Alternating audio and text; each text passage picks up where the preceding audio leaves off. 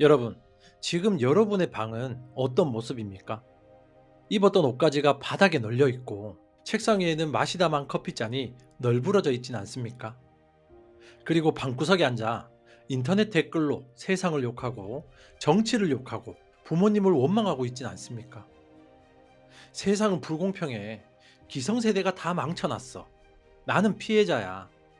만약 지금 뜨끔하셨다면 죄송하지만 오늘 영상은 여러분에게 아주 고통스러울 겁니다. 왜냐하면 저는 오늘 여러분에게 괜찮아, 다 잘 될 거야 라는 달콤한 위로를 건네지 않을 거거든요.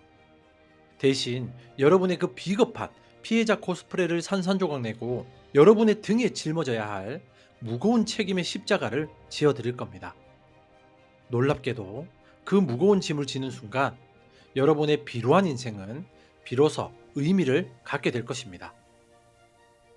오늘 소개할 책은 전 세계 수백만 명의 길 잃은 양들을 강력한 사자로 변화시킨 책, 하버드대와 토론토대 심리학과 교수를 역임한 우리 시대의 가장 논쟁적인 지성, 조던 피터슨의 12가지 인생의 법칙입니다.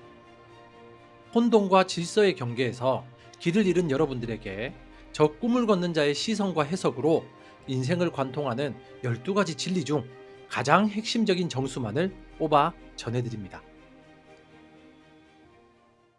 반갑습니다. 여러분의 꿈속에 들어가 함께 억지로 걷게 만드는 꿈을 걷는 자입니다. 어깨를 펴고 똑바로 서라. 피터슨 교수는 아주 뜬금없이 바닷가재 이야기로 책을 시작합니다. 인생 법칙을 말한다면서 웬 바닷가재라고 생각하시겠죠. 하지만 바닷가재는 아주 오래전부터 지구에 있었습니다. 이들의 뇌 속에는 아주 원초적인 서열 본능이 각인되어 있습니다. 바닷가재들도 영역 다툼을 합니다. 싸움에서 이긴 놈은 몸을 크게 부풀리고 직계발을 쫙 펴니다. 그러면 뇌에서 세로토닌이라는 호르몬이 펑펑 쏟아지죠. 자신감이 넘치고 당당해집니다. 반면 싸움에서 진 놈은 몸을 잔뜩 웅크리고 바닥으로 기어다닙니다. 세로토닌 수치는 바닥을 치고 옥토파민이라는 패배 호르몬이 나옵니다. 문제는 그 다음입니다. 한번 패배해서 웅크린 가재는 다음 싸움에도 겁을 먹고 도망갑니다. 계속해서 서열 바닥으로 추락하는 패배의 악순환에 빠지는 겁니다. 인간이라고 다를까요? 똑같습니다. 우리 뇌의 신경회로는 바닷가재와 놀라울 정도로 비슷합니다. 그래서 항우울제가 가재에게도 통한다고 합니다. 여러분이 어깨를 구부리고 땅만 보고 걸으면 여러분의 뇌는 스스로를 패배자로 인식합니다. 아, 나는 서열이 낮구나. 조심해야지. 그러면 사람들도 여러분을 만만하게 봅니다. 기회는 사라지고 무시당하고 우울해집니다. 그러니 어깨를 펴고 똑바로 서셔야 됩니다. 이것은 단순히 자세를 교정하라는 말이 아닙니다. 형이상적인 명령이죠. 나는 험난한 세상의 폭풍우를 온몸으로 받아낼 준비가 되었다라고 선언하는 것입니다. 가슴을 펴는 순간 세로토닌이 분비됩니다. 그리고 뇌가 착각을 시작하죠. 나 좀 강한가? 그 착각이 현실을 바꿉니다. 당당한 태도는 사람들을 끌어당기고 성공을 부릅니다. 지금 당장 의자 등받이에서 등을 떼고 가슴을 펴십시오. 거기서부터 인생이 바뀝니다. 당신 자신을 도와줘야 할 사람처럼 대하라. 참 이상한 일이 있죠. 여러분의 애완견이 아프면 동물병원에 데려가고 비싼 약을 먹이고 시간 맞춰 정성스럽게 돌봅니다. 그런데 정작 여러분 자신이 아프면 귀찮아, 대충 먹지 뭐 하면서 약도 안 챙겨 먹습니다. 신장이식 수술을 받은 환자들조차 약을 제대로 안 먹어서 거부 반응으로 죽는 경우가 허다합니다. 개한테는 절대 안 그럴 텐데 말이죠. 왜 우리는 우리 자신을 개보다 못하게 대할까요? 피터슨 교수는 말합니다. 우리는 우리 자신의 추악함을 너무 잘 알기 때문입니다. 우리는 내가 얼마나 나약하고 얼마나 거짓말을 잘하고 얼마나 비겁한지 스스로 압니다. 그래서 무의식적으로 나 같은 놈은 잘해줄 필요가 없어라고 생각하며 자기 혐오에 빠집니다. 하지만 이것은 틀렸죠. 여러분은 여러분 자신에게 책임이 있습니다. 남을 돌보듯이, 사랑하는 자녀를 돌보듯이 자신을 돌보셔야 됩니다. 이것은 이기주의가 아닙니다. 여러분이 무너지면 여러분의 가족과 세상이 고통받습니다. 자신을 존중받아 마땅한 존재, 가능성이 있는 존재로 대우하셔야 됩니다. 나의 몸에 좋은 것을 먹이고 나쁜 습관을 끊게 하고 영혼을 단련시키십시오. 그것이 우리의 의무입니다.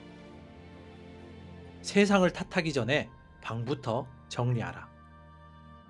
2030 세대가 가장 열광하면서도 뼈아파하는 법칙입니다. 인생이 안 풀리면 우리는 세상을 탓합니다. 경제가 엉망이야. 대통령이 무능해. 금수저들이 다 해먹어. 물론 세상은 불공평합니다. 이건 팩트입니다. 하지만 세상을 욕한다고 여러분의 인생이 1g이라도 나아집니까? 피터슨 교수는 알렉산드로 솔제니첸의 이야기를 꺼냅니다. 솔제니첸은 스탈린 치하의 소련에서 억울하게 수용소, 즉 굴라그에 끌려가 암에 걸리고 지옥 같은 고문을 당합니다. 그는 히틀러나 스탈린을 저주하며 미쳐버릴 수도 있었습니다. 하지만 그는 감옥에서 스스로에게 물었죠. 내 인생이 이렇게 된 것에 내가 기여한 부분은 단 1%도 없을까? 내가 과거에 했던 거짓말들, 비겁한 타협들이 쌓여서 여기까지 온 것은 아닐까? 그는 세상을 원망하는 대신 자신의 영혼을 청소하기 시작했죠. 그 지옥 속에서도 도덕적인 삶을 살려고 노력했습니다. 그 결과 그는 위대한 문학가가 되었고 소련 체제를 무너뜨리는 결정적인 역할을 했습니다.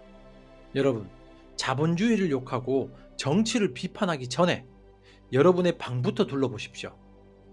오늘 아침 이불은 개셨습니까? 설거지는 하셨나요? 가족과 화목한가요?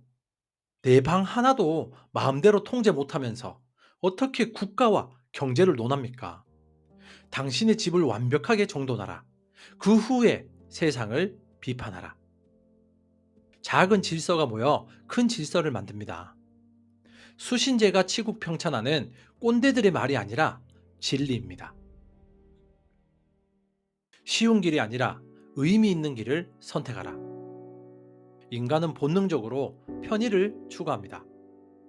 당장 기분 좋은 것, 당장 배부른 것, 당장 쉬운 것, 스마트폰 보기, 늦잠 자기, 마약, 술, 도박 이런 것들은 쉽습니다. 즉각적인 보상을 줍니다. 하지만 그 끝은 언제나 허무와 파국입니다. 반면 의미는 다릅니다. 의미는 당장은 고통스럽습니다. 공부하는 것, 운동하는 것, 저축하는 것, 책임지는 것, 이것은 희생을 요구합니다. 현재의 쾌락을 미래를 위해 제물로 바치는 행위입니다. 피터슨 교수는 말합니다. 인생은 본래 고통이다. 우리는 늙고 병들고 죽습니다. 피할 수가 없죠.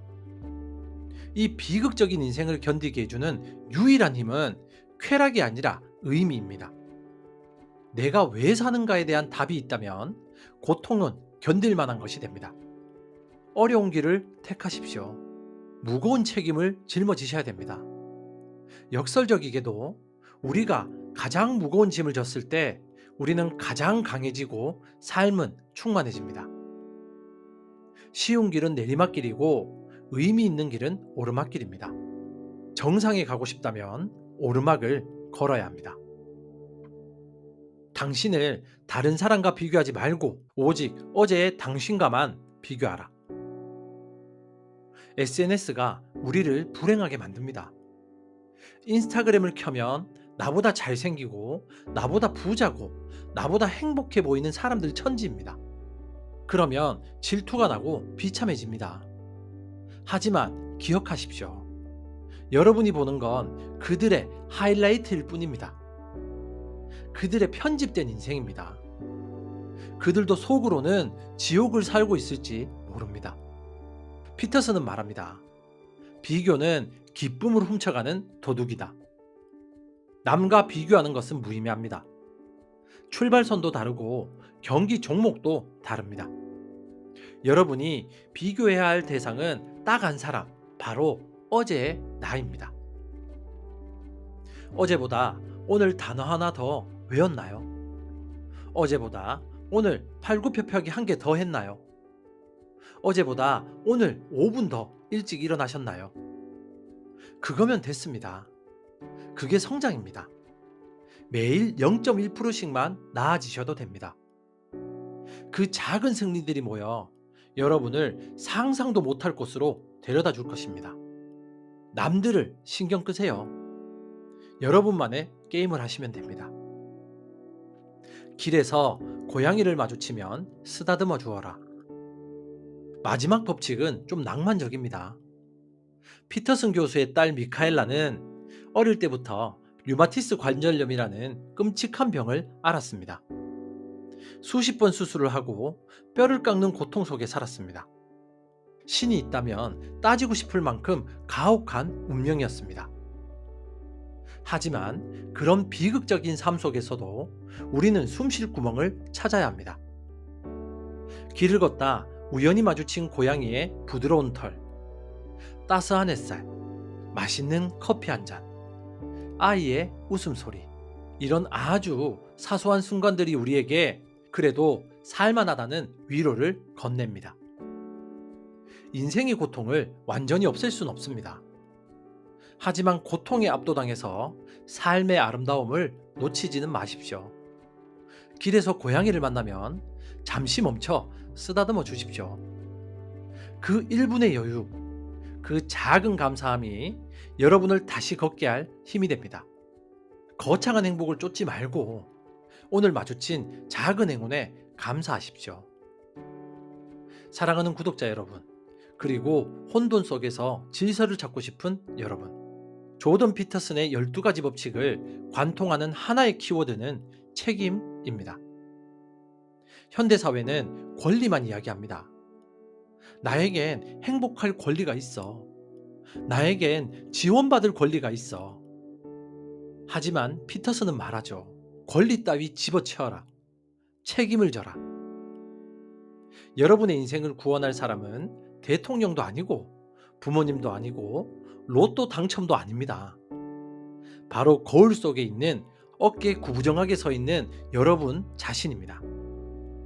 오늘 당장 실천하십시오. 어깨를 펴고 당당하게 걸으세요. 방을 청소하고 주변을 정리하세요. 남 탓을 멈추고 내 인생의 십자가를 짊어지십시오. 그 무거운 짐이 여러분의 다리 근육을 강하게 만들고 결국 여러분을 산 정상에 올려놓을 것입니다. 질서 있는 삶, 그것이 가장 강력한 자유입니다.